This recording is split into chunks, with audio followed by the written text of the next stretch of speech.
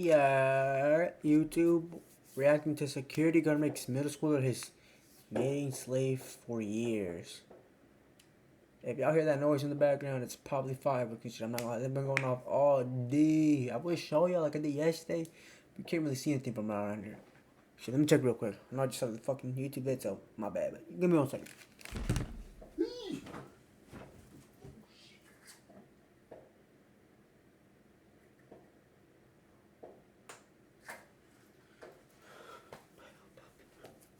Yeah, I can't really see anything. Yesterday I could see him from my backyard, but not this time. Anyways, let's get to this reaction, man. Concerning my daughter, one day she just up and disappeared. There were posters put all over the United States looking for Tanya. A body was found in the McKeesport Cemetery. The victim was approximately Tanya's age, approximately her same height, same hair color. My thoughts immediately went to might be Tanya. Tanya Nicole Cash was born and raised Oh, in my the ears. town Fucking, y'all hear this good enough? Hold on. Pennsylvania. Nestled in a quiet corner of the state, life in Monongahela was laid back. Yeah, y'all can hear this shit good, I think. The first 8 years of her life, Hope she so. lived in the bubble of a happy family. However, Tanya's childhood took an unexpected turn when her mother, Sherry, began exhibiting alarming behavior. She began lashing out at Tanya. Oh, hell no. This kept happening until one day she attacked her daughter. What the? Tanya's I don't know. Why you father, showing a Jerry, knife? was deeply concerned for his daughter's safety. He involved the authorities and removed Tanya from the unstable environment. To be Disruption father. in their family left Tanya with mixed emotions. Though Jerry's decision aimed to protect her, her parents' separation took a toll on her as she grappled with the dissolution of her once happy family. In 1995, God Jerry sought damn, legal old ass. separation and won full custody of Tanya. Determined to forge a new path, he I'm found not gonna let that be father, companionship man. with Joanne, whom he met through a dating service.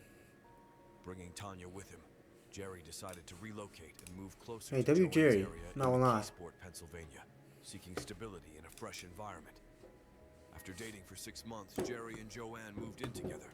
Oh, I Tanya's thought, move but to I'm not gonna lie. I McKeesport thought I was gonna say they got married. I was like, whoa. Hold on now. brought a stark shift from the tranquil familiarity of Monongahela. The new place felt unsettling and depressing as it was full of crime. Transferring to Cornell Middle School only deepened her sense of isolation. Caught in this change, Tanya began spiraling down. She got herself entangled in a fight that resulted in a suspension, a consequence that her father and Joanne responded to by grounding her and revoking her phone privileges. Okay, not These too disciplinary pretty good to actions, me. however Fair enough. well-intentioned, deepened her resentment toward authority figures. Her parents' divorce and the abrupt changes in her life amplified this defiance, leaving her with no one to confide in. With her mother absent and a communication barrier with her father, Tanya struggled with her emotions. My work is easy because I use ClickUp. Here's how I keep... Huh.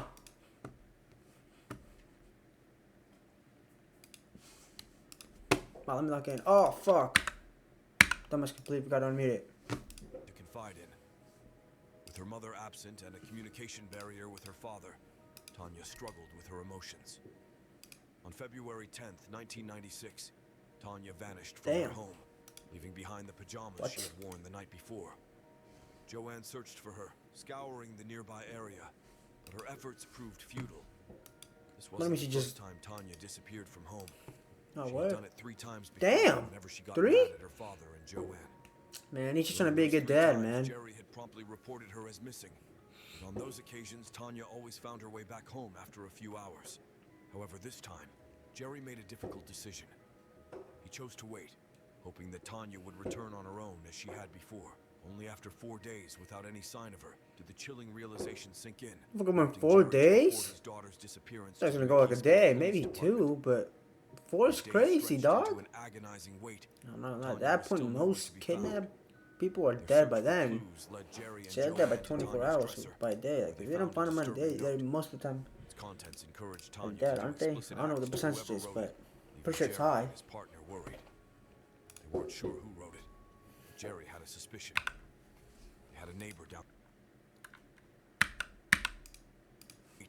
Tanya was still nowhere to be found. Their search for clues led Jerry and Joanne to Tanya's dresser, where they found a disturbing note. Its contents encouraged Tanya to do explicit acts to whoever wrote it, leaving Jerry and his partner worried. They weren't sure who wrote it, but Jerry had a suspicion. He had a neighbor down.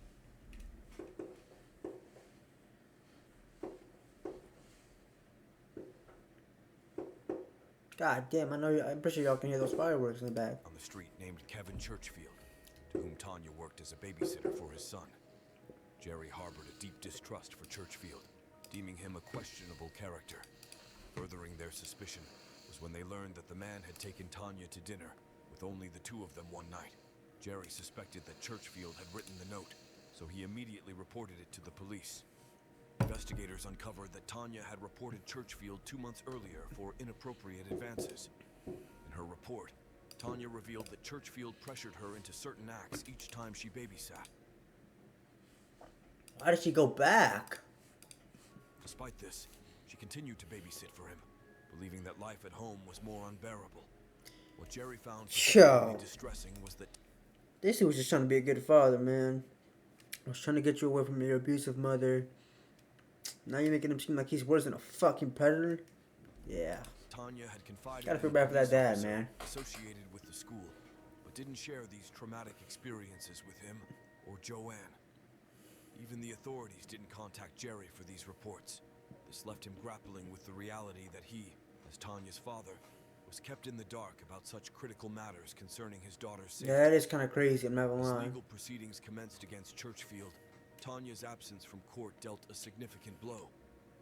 In this region, the presence of both accuser and accused was vital for the case to proceed. Where are they? With Tanya What was this? missing, Oh, Pittsburgh? the accusations against Churchfield were dropped. Tanya's disappearance coinciding with Churchfield's court date raised alarm bells for the authorities. These suspicions were amplified when they discovered Churchfield's prior history involving violence. This prompted law enforcement to focus their attention on him. Churchfield consented to undergo a polygraph test. When asked directly if he killed Tanya, he vehemently denied it. However, Churchfield admitted to having a physical encounter with her. With this, the police thoroughly searched Churchfield's residence, yet their efforts yielded no evidence of Tanya's whereabouts or anything linking him to her disappearance. Without concrete evidence, the man couldn't be charged with a crime. This turn of events left the authorities frustrated, with no solid leads or tangible evidence to navigate Tanya's case. Sorry, not. 6 months passed. That does not matter whatsoever. During these days, Jerry drove around the area, hoping to see his daughter on the streets. Meanwhile, Joanne stumbled upon something significant in Tanya's bedroom, a locked diary, which she managed to unlock using a bobby pin.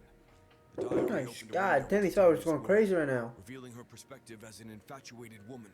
The name Tom was mentioned a few times in her diary, indicating Tanya's keen interest in whoever that name belonged to. The discovery didn't end with Tom. Judy Sokol's name also appeared in the diary, hinting at a connection between her and the man. The police initially contacted Judy as Tanya's grandmother found a paper with her number in it. She was a hairdresser.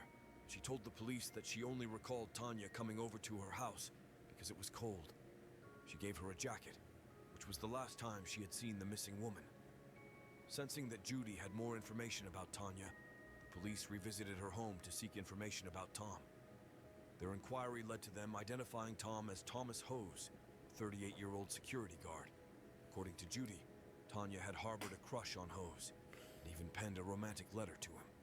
Upon investigation, the police discovered that Hose resided with his parents and was the head of security at Cornell Middle School. The police sought him out for questioning, and Hose acknowledged receiving a note from Tanya, but clarified that he promptly surrendered it to the school authorities. He vehemently denied any inappropriate interactions with Tanya.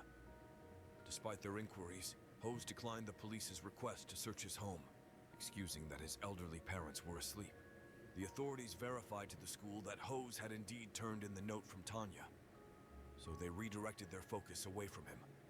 After that, no new leads came up for 2 years. Jesus. Jerry felt abandoned by the McKeesport Police Department. The once regular updates had ceased. Look, you're not actually going to get anything done by watching another YouTube video. Leaving him convinced that the case lacked the attention it deserved. On July 6th, 1998, more than 2.5 years Holy after Tanya shit. went missing, That's in 2 days. a grim discovery shook the town. Okay. Cemetery workers stumbled upon the decomposed body of a woman in McKeesport Cemetery. merely a mile from Tanya's home. The body was roughly Tanya's age and shared her height and hair color, but the decomposition made identification challenging. The authorities found a name inside the body's jacket, leading them to link the deceased to Kimberly Krim, who had been missing for days. Damn, what's going on with these middle schools? Eventually confirmed the body as Kimberly's, though the cause of death remained undetermined due to decomposition. Signs of an attack were evident. As investigators delved into Kimberly's case, they unearthed a disturbing pattern. In 1995, another young woman was found dead in the McKeesport area. Anna Marie Callahan Oh my was god. only 2 years older than Tanya. All 3 victims were students who attended Cornell Middle School, shared similar ages, and were troubled youths. The possibility of a serial killer emerged. Concerns grew that Tanya might have suffered the same fate. Panic rippled through McKeesport, and this reignited interest in Tanya's case. An age progression photograph of Tanya was created and plastered on posters nationwide, including on over 400 million milk cartons. Despite this widespread effort, interest dwindled as no... I'm not gonna lie about, I don't know if I would want that in my milk. I don't know if I would wake up one day, you know, some making some cereal, coffee, pouring milk, see a girl staring at me. I feel like that would just creep me out. What if I'm going, like, what if I walk down like at 2 a.m. like, I want some milk real quick. All the lights off, I go in the fridge, I just got this middle schooler staring at me. Like, this is just kind of creepy, man. Like, let me just, like, turn it the other way real quick. Like, I know what they're trying to do by it. Like, I get it. But I'm just saying, it might creep me a little bit, man. Signs of Tanya. It might creep me out a little bit, bro. Came to terms with the possibility that she might never return. Then, on March 21st, 2006... Oh! W2006, man. W2006. Police received a call reporting Tanya's whereabouts. 2006? God damn! Being held captive at the residence of Thomas Hose, a security guard from Cornell Middle School. Swiftly responding to the call, the police arrived at the location. Shitty ass police officers. A woman answered the door. When questioned if she was Tanya Cash, she confirmed her identity. Jerry and Joanne were notified of Tanya's rescue, and they immediately went to the station to reunite with their daughter after 10 long years. God damn, 10? Wow. Yo, she's 25 now, right? Or, no, I'm not gonna, she was in middle school. Of my life. Probably like 20, 21, 22 maybe? The following day, Tanya Maybe 19, recounted 18. her harrowing 10-year ordeal to the police, shedding light on the years of captivity and the circumstances that led to her reappearance. When I first met Tom Hose, he was my middle school security guard. He kind of looked at me and he goes, "You're new here." And I said, "Yeah, I am." Then we started to talk. He made it seem like he genuinely cared. He was like super nice and he made me laugh.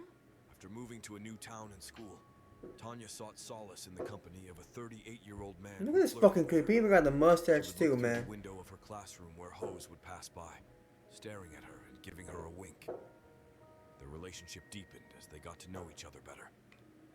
They started to have private conversations, and Hose would say words that made Tanya feel special. He even let her go unpunished when he caught her skipping class. Being the head of security coupled with how he made her feel, Tanya viewed Hose as her protector. She would talk to him about how horrible her life was at home. It's not She horrible. confided in him. And he told me I should leave and be with him forever.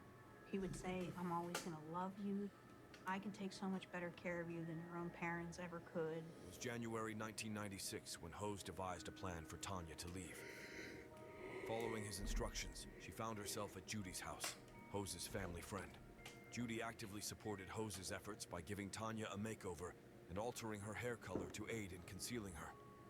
Tanya stayed in Judy's house, where Hose regularly visited after work. Tanya felt a sense of fun and safety in the first month, believing that everything was finally improving.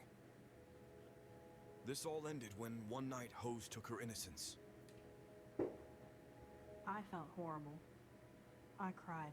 Throughout her stay at Judy's, Hose relentlessly brainwashed Tanya, convincing her that returning home wasn't an option as her parents were angry at her for running away.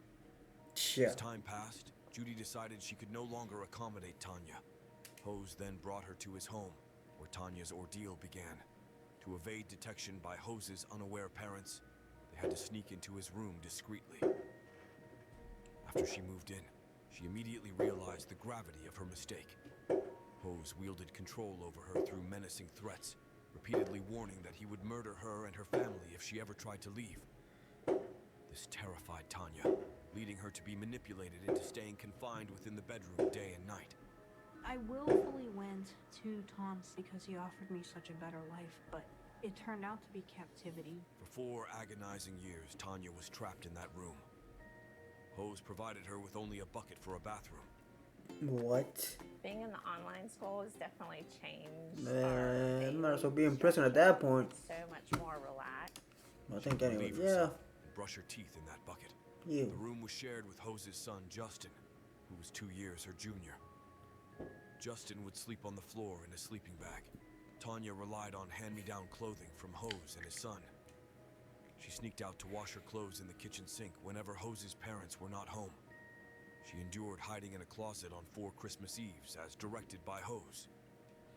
Her existence hinged on silence as Hose threatened that if his elderly parents discovered her, he would throw her in a river. This constant fear for her life coerced Tanya into absolute obedience and compliance with Hose's commands. Tanya's life slipped past her, missing significant milestones like her birthday, prom, and going to school. Over time, Hose manipulated Tanya's perception, repeatedly asserting that he had saved her life and sacrificed everything for her. These words led Tanya to believe that Hose was her protector. This psychological phenomenon, How old was she when he said that part? known as Stockholm Syndrome, caused her to empathize with her captor's intentions. In March 2000, after 4 years of captivity, God Hose damn. granted Tanya her first taste of freedom. He gave her a new identity, Nikki Diane Allen, and encouraged her to venture outside, even giving her pocket money. Tanya was terrified as she hadn't left his bedroom confinement for so long. Despite living near her Probably she's gonna be like the girl from Shameless. The one that wouldn't leave her house, she'd be scared too.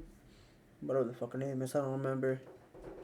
house, Tanya felt incapable of returning home due to Hose's effective manipulation. As time progressed, Hose Yo, extended Tanya's alright, let me privileges. chill, bro. I'm not even She gonna was say what I want to introduced say. to Hose's parents as his girlfriend. By the end of 2005, he granted her a weekly allowance. Because of this, Tanya became a regular at the corner store, JJ's Deli Mart. There she Hey, let me get a bacon and cheese. Let me get a bacon and cheese. Joe Sparico Let me get a and bacon and his family. cheese. They even offered her a job. For months of interacting with Joe and his family, Tanya observed how relationships should be. It sparked a realization within the victim, awakening her from years of manipulation by Hose. It took her 10 months to find the courage to disclose her true identity to Joe, revealing herself as the missing person sought by the police for a decade. And he's like, why are Dirty? you crying? And I said, my real name is Tanya Nicole Cash. Never really sat well with Joe how Tanya, 23 at the time, was in a relationship with the 45-year-old Hose. This led him to trust her words, so Joe took charge, advising her to return home while he handled the situation. Shortly after, the police arrived at Hose's residence. On March 21st, 2006, Tanya was finally free. Following the search warrant executed at Hose's residence, the police found evidence. A series of calendar books detailing the events during Tanya's decade-long captivity. Still really got away with this These shit for 10 records showed fucking the years. occurrences of violent conduct and specific acts Hose perpetrated. Tanya documented everything as her captor instructed. During the investigation, Hose's son, Justin, underwent questioning but was released after authorities determined he wasn't an accomplice in Tanya's captivity. Only Thomas Hose and Judy Sokol faced arrest based on the evidence. You know, good for On June arresting that 26, bitch too. 2007, Hose pleaded guilty to holding Tanya captive for a decade, admitting to charges including intimate-related crimes. However, he wasn't charged with kidnapping as Tanya went to his residence willingly. Hose received a maximum Yeah, I 15-year guess. prison sentence. 15? This thing was... She was trapped in his house for 10 years. I guess I wasn't trapped, but you know what I mean. Eligibility after 5 years. He harmed me for the rest of my life. He should have got life. Meanwhile, Judy was sentenced to 6 to 23 months in prison. She denied everything but pleaded no contest to reduce charges for aiding Hose in concealing Tanya. The investigation found that there was no connection between Hose and the two other She can victims, be out. Anna She can Marie be out in less than a Callahan and year. Kimberly Krim. The case of these two women remained unsolved up to this Damn. day. After her reappearance, Tanya initially felt relief, but her joy was short-lived because Jerry and Joanne shifted the blame onto her, accusing her of causing her own abduction. Behind closed doors. Yeah, they did. I mean, the father did seem like he was really trying to be a good man, a good father, man. Things went downhill again. My dad started blaming me for what happened, saying you knew what you were doing. First, I believed her, but after I looked at the big picture, things just weren't adding up. I would like to hear Tom Hose's side of the story, because there are always three sides to every story. His side, her side, and the truth. Tom Hose. Okay, I get it. You might not believe her. I kind of don't, but you want to hear the side of a kidnapper, I guess. May have psychologically trapped her. I believe some of it was his doing. But if she was that unhappy, why did she just not leave? She could have left at any time. That's my belief. Following this, many people doubted her account. One of them was a woman who lived across from Hose's house, who claimed to have seen Tanya seemingly content in his bedroom. The woman discredited the victim's supposed Stockholm syndrome. She cited that the house was so small that any noise couldn't be concealed. To her, it was improbable for Hose's elderly parents to be unaware of her presence upstairs. Hey, creators. No, they looking at a point. But do any of these people... Fuck Otter. A lot of people at the time doubted Tanya's story, and I think that's unfair to her. She was under this guy's spell for such a long period of time that she lost a sense of reality. In 2011, Tanya authored Memoir of a Milk Carton Kid, detailing her harrowing 10-year captivity, which earned a place on the New York Times bestseller list. Damn! To inspire and offer hope to people that there was a light at the end of the tunnel. In the book, she shared how her troubled childhood made her susceptible to Hose's manipulation. If my father would have paid attention and been a father to me, and this never would have happened to me. This enraged Jerry and Joanne, who sued Tanya for defamation. That is defamation. Yeah, that is defamation of character. To me, she blamed Joanne and blamed everyone else. She had turned on. I'm not gonna lie. I did not expect this shit to get to a father versus daughter shit, gang. In that book. Making matters worse, Hose's release from prison in February 2022 terrified Tanya. He returned to the same house where he had held her captive, residing just 15 minutes away from where she lived. The mere prospect of meeting Hose again filled Tanya with terror. Holy shit, this dude is really out of prison. Thomas Hose is now a free man after spending 15 years behind bars. He held only 15 is kind of crazy. For a decade inside a McKeesport home. No, I could see why people think she chose to stay there. Human monster of a person is getting out. After what he I still don't think she'd be getting out though. I'm scared that he might do it again. You know, I am interested to see what these comments say. Not just a decade of her life, but also her ability to bear children due to the attacks she suffered. Despite this, she found strength through these sufferings. I had to have a colostomy bag for a year. I have Hello Kitty. Nice. Properly, I was stuck in a room. I suffer from chronic migraines. Can I just say that she could have, maybe not, I don't know, but do you not think that she could have left? Because there's no way he was in that house 24/7. She could have came out during Christmas. And she said she started to realize how relations looked. How it was like, what year was that when that happened, huh? That doesn't mean I'm not strong. She began rebuilding her life and found happiness in marriage. She is now 42, stepmother to 2 children, and a grandmother to 2 grandchildren. I went through the darkest times of my life. Look at me now. Through all of these years, though, I've become very resilient. You know, I'm not just a victim. I am a survivor. Never turn to me. I don't care about holding up. We don't have anything. Turn on notifications.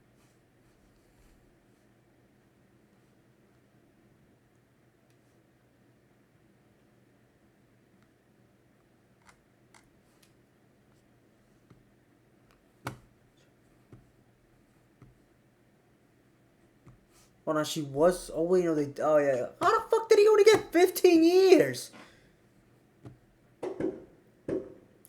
Completely forgot about the part that he, you know, Yeah, I'm not gonna lie, Princess. Yeah, I'm not gonna lie. Forget everything I said. I'm not gonna lie. Yeah, I'm gonna lie. Parents looking asshole. Yeah, I'm not gonna lie. She was 13, bro.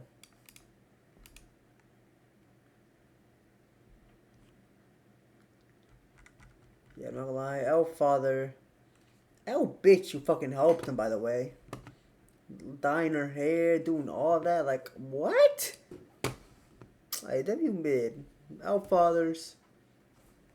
Gotta feel bad for them in the milking room. What do you mean? I'm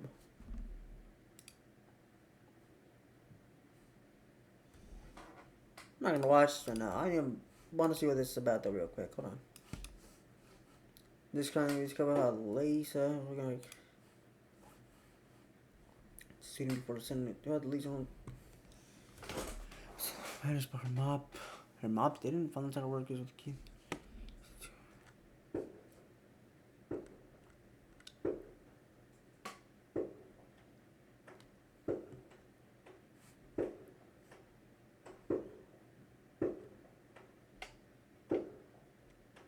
Oh, I gotta watch this at one point. Okay, anyway, send me in this video, man. Oh, yeah.